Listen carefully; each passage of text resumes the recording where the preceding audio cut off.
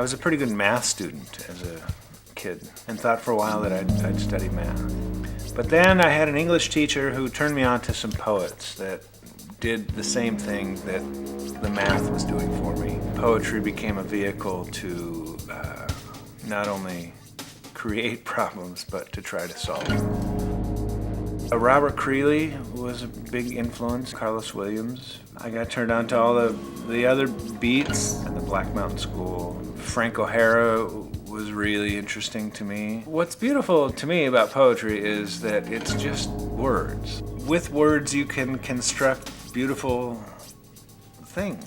I had a professor years later who put it this way: prose writers have to define the wall and frame the door and hang the door and put in a doorknob so that you can open it to move from one place to the next. And poets just blow right through the wall. With poetry, you don't have to do that.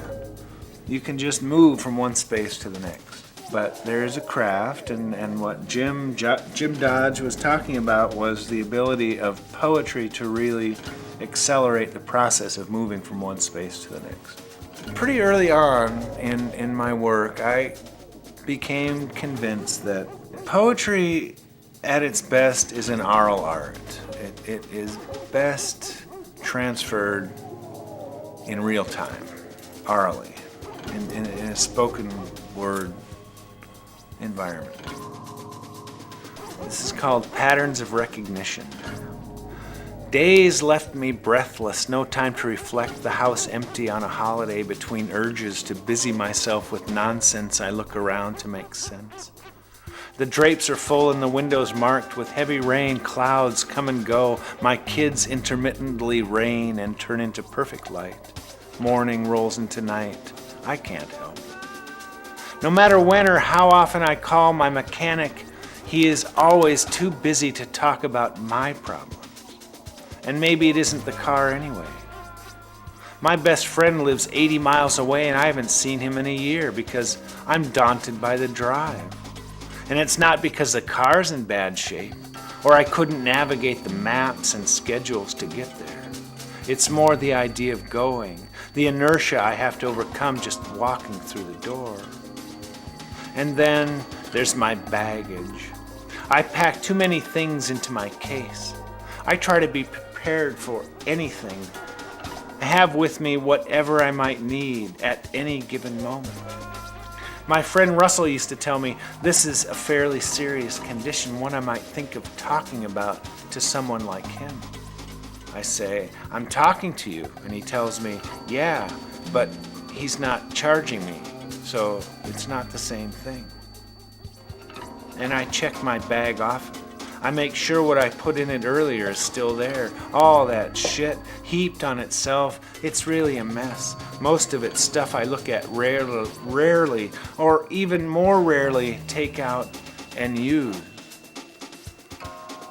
But then Russell says, what do you really need to be prepared anyway? A bottle, a couple of glasses, that helps. You can't drink the ink. Getting there's the best part. I realize I haven't gone anywhere at all. I make the trip worthwhile. I make it up. I collapse everything into that small case. I label it, head out on the road through hard rain. I stop into my own backyard, and I'm alone in heavy weather. No sweat. Just vestiges of cats who at any moment are dreaming of dry fields and mice. So I talk to myself about love and the loss of innocence.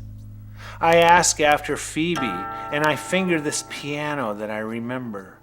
Harder rain falls. I don't go in until after midnight, when everybody's asleep.